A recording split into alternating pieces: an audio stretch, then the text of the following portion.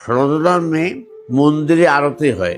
এসে আপনারা ওখানে দেখেছেন যে মাধুর্যপূর্ণ, এটা শুরু হয়েছে অনেক কাল আগে, দাপুর যুগে। কখন, কেন?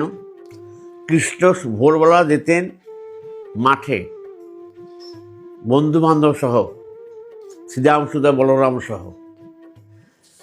গোঠের থেকে যখন ফিরতেন, গোষ্ঠটা পালাও আছে কীর্তনের মধ্যে। গোষ্ঠ মানে গো চারণে।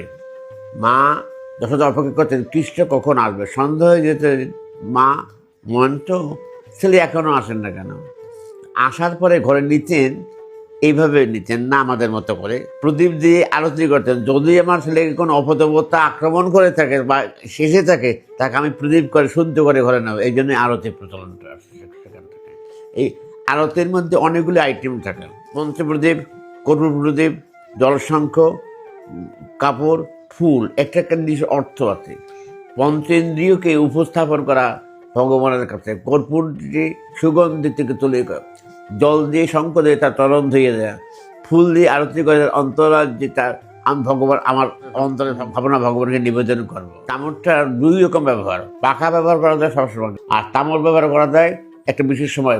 কোন সময়? এই যে কয়েকদিন আগে চলে গেল রাস পূর্ণিমা, সেদিন থেকে বন্ধ, আবার ওপেন হবে, খোলা হবে দোল পূর্ণিমার দিন। এটা উইন্টার সিজন, শীতকালীন। আবার যখন গ্রীষ্মকালীন সময় ঘোষণা করা হয়, তখন থেকে আবার তামরের আরতি প্রচলিত থাকে।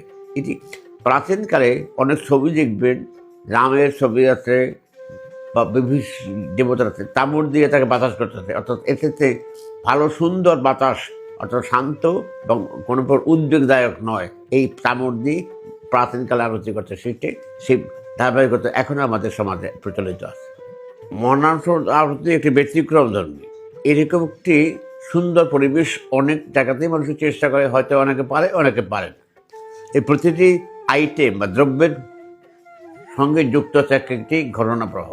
এই আরতিটা 1 ঘন্টা পরিমাণ চলে। তাতে লাভটাকে যতগুলি সুরের পরিবর্তন করবে, ততগুলি দ্রব্যের আরতি দিয়ে পরিবর্তন করবে। যখন পঞ্চমদ্বীপ দিয়ে আরতি করো, তখন সুর ছন্দ এক